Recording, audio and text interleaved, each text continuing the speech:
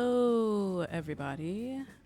It is me, your girl, Gigimurakami, and I am back again with another video. And today's video is going to be a little different. I know you see the title of the video, so let's just jump into it, yeah? Let's just get right into it. Okay. So in case you didn't know, I have ADHD, and for a lot of people, it can be an issue. A lot of ADHDers, life is tough with ADHD.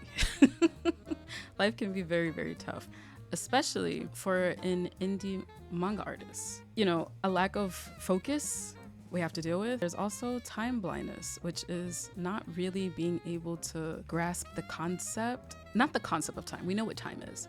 But to grasp like the mechanics of time, we're not so good at that. You know what I mean? Like we're late a lot. It's just not our thing. Plus the overwhelm that you can get, like overwhelm paralysis. And this is different than like decision paralysis of like how many things I can choose. This is more like, wow, I'm overwhelmed by the amount of tasks that I have to do. That is a real thing, and you just kind of don't know where to go, so you just sit there. Those are just some of the few struggles of having ADHD, but I believe that my ADHD is helpful, actually, to fueling my creative process as a manga artist. And in this video, I want to explain to you how that is possible. Okay, so point one on how my ADHD fuels my creative process as a manga artist is number one, don't be boring. Personally, I used to think whenever I would watch anime or read manga, I would think that filler is a necessary tool for storytelling. Like, follow me, right? So I used to think that in order to balance the more fun like parts of the story, the more action oriented or like the most like engaging parts of the story, you had to balance it with things that were like not so interesting, not so fun. And in my opinion, these were like pretty boring things. This was like filler stuff, right? And as I was younger, like thinking these things, like when I would write, I would notice that I would have like a lot of pacing issues in my stories. And like if you've seen like content from me in the past where I've talked about like story writing, that is something that like to this day I'm still kind of like, I'm a little nervous about like my pacing. But that was because I had this idea that like, oh, in order for a story to like flow properly, like you have to kind of like have some filler stuff. You have to have like boring stuff. And like, obviously filler is not what you should be having in your stories. There should not be any filler going on. Filler is what is used specifically in anime to like fill the time until like the manga can catch up. But as I was like engaging with like anime and like manga, like that's just what I thought. That was just something that I thought. But I realized as I got older, as I was writing more stories and I got more experience, I learned that obviously that is not the case. And something that I've realized not pretty recently, because I knew this when I was younger too, writing stories, but something that really hit me specifically with my ADHD diagnosis, which was recent. But having ADHD is kind of like having a built-in alarm system against things that are boring. So like even at that time when I was younger and I was writing these stories with like filler and stuff like that, I knew that this was boring. Like I wasn't writing it. I wasn't like engaged in writing these things thinking that like, oh yeah, this is gonna be great when somebody reads it. Like they're gonna be super into this thing that's kind of like meandering until like the story gets good. Like no, that was not what I was thinking. And that's never the case when it comes to filler. Even at that time, I was like, this is really boring. But in my mind, it was something that I needed to do in order to get the story to have like a proper flow, a proper balance. But now that I have my ADHD diagnosis, I have a name to like what this feeling is that I have when I'm like, oh, this is really boring. And like, obviously, finding things boring is not an ADHD exclusive skill. But it is kind of a superpower that us ADHDers have because we get bored so easily. So if you find yourself getting bored really, really easily and you find yourself in the middle of writing your story like, oh man, this is kind of like, it's kind of a slog. I don't know. I'm not really, I'm not feeling this part. That is your brain telling you, hey, you might have to scrap that or rework this thing because it's probably boring. It's probably not good. I'm not gonna hold you. But it's not me. It's your brain telling you that. So you should listen to your brain. Learn to trust and rely on your brain when it's telling you that this part of the story or this idea or this arc, whatever it is, this character, it's kind of boring, yo. It's kind of boring. I don't know. Maybe scrap that one. I don't know. But that is how my ADHD has helped, me try to keep my ideas and my story and my writing as crispy as possible, because that alarm is built in. And number 2, hyperfocus time. Okay, so hyperfocus can be a little bit of a double-edged sword, right? So a lot of times, or let me just use my experience, right? So in my experience, the way that my ADHD works sometimes with hyperfocus is I will lock into like a new manga or a particular mangaka or like a song or a band. This is especially bad for music, especially just a particular song. I will listen to that song for dear life. It's like I am the type of person that I can't, don't hand me the aux cord, because do people even use aux cords no more? I'm dating myself. But my point is, I can't put my music even on speaker sometimes, because if I'm jamming with a song, that I'm repeating that song over and over and over and over again. So sometimes that's how the hyperfocus hits for me. And when it comes to creative process, making manga, writing manga, specifically with making manga, sometimes it means that you are too focused in on hatching, you're too focused in on lines, you're too focused in on monotonous stuff. That's sometimes how hyperfocus can manifest, right? But then there's also times when hyperfocus manifests on a particular story that you like, a particular manga or anime or movie that you like, and you just can't stop thinking about that story or that piece of media. And the good part of that double-edged sword is that hyper focus on that thing could be pretty useful for introspection with your writing and with your manga art, right? If you take a second within that hyper focus session to really get introspective and think about why do I actually like this manga? Why do I actually like this art or this movie or this anime or whatever, right? And really think about don't go on socials to look at people's reviews or their analysis or whatever, their critiques, whatever.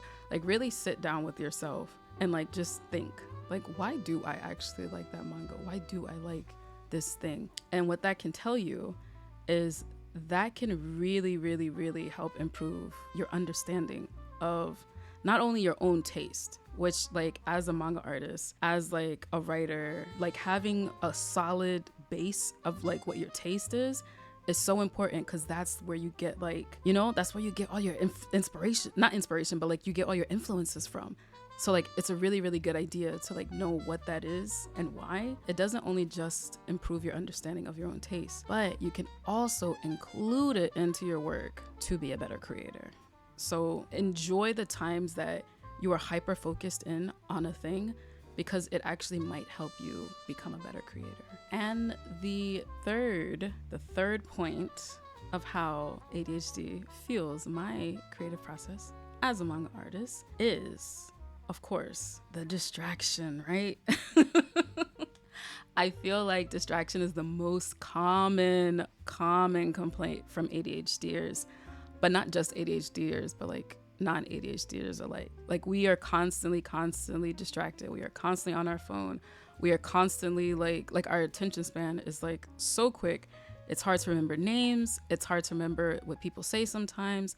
It's really hard to hold on to all the stimuli that's coming at us from the outside world, right? And this is so valid. This is so very, very, very valid. And it feels like there's no benefit to being super distracted, having a very distracted brain, right?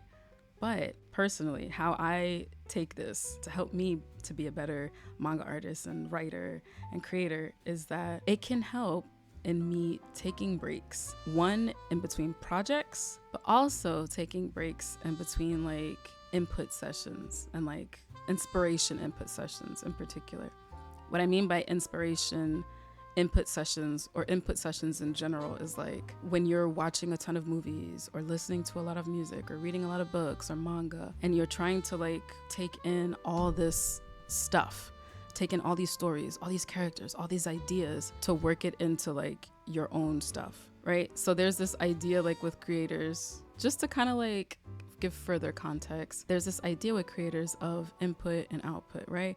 Your output is what you put in out to the world, right? So like your artwork, your stories, your manga, whatever it is.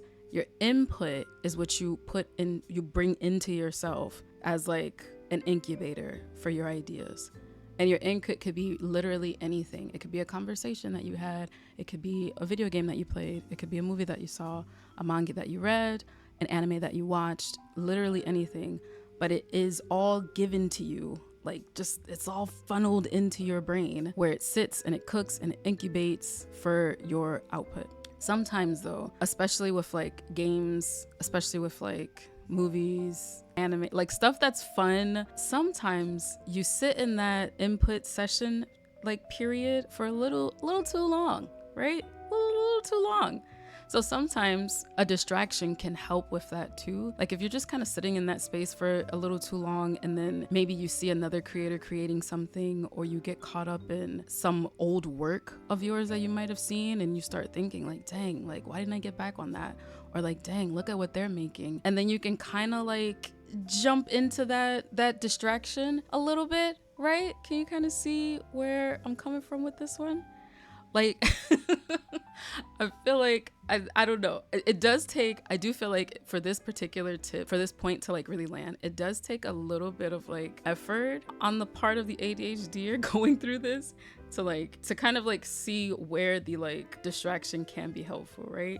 Because I really do think that like getting distracted from like other stuff where, let's say like if you were in point 2 where you're hyper focusing on something, and you're hyper focusing on a project or work or something, and you kind of need like ease up a little bit, a distraction can help. It also works in the opposite, in my opinion, and in my experience, where if you're doing a little too much chilling, a distraction, which I guess it wouldn't really be a distraction, but let's call it in this situation, a distraction of seeing somebody else putting out their manga or putting out their artwork, like that kind of brings you back into this space of like, oh, I have to get my work done.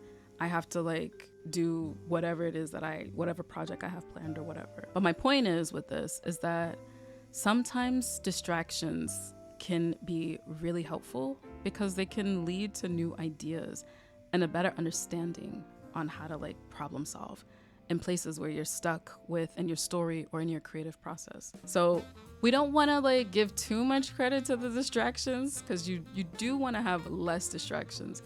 But pay attention to like what is actually distracting you, especially when it comes to like your work, right?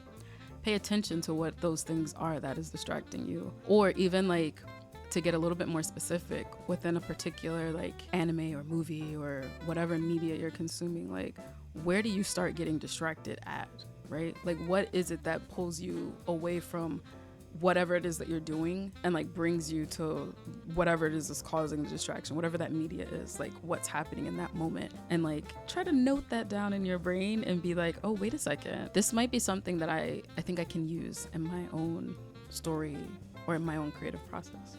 Right? So really, really think about that. Not all distractions are bad, but the bad ones, you kind of want to like, you know, you do want to self-regulate just a bit. Just, you know yourself on this. Okay, y'all. And that is how my ADHD helps to fuel my creative process as a manga artist. What did you think of the video? I know that like having ADHD can be a struggle. It is a struggle. And even though like for somebody like me who is medicated, it can still be a struggle. Especially if I'm not getting enough sleep, if I'm not exercising properly, and if I'm not eating the right foods, which I typically do, but when I don't, I can feel it. So it still can be a struggle, but I prefer using what feels like a burden to my advantage. I think that is the best way to deal with something like ADHD, and just as a universal lesson, it's the best way to deal with your problems in general, right? Things that feel like not so good, spin that bitch into a negative. I mean, a positive. Sorry. Anyway. Yes, I hope that this video helps all my ADHDers and my non-ADHDers. My manga folks, my manga artists and creators. Yeah, be sure to like this video and subscribe for more. Thank you so much for watching. I appreciate it. And yeah, share this video to an aspiring mangaka that has ADHD. Thanks so much. Bye.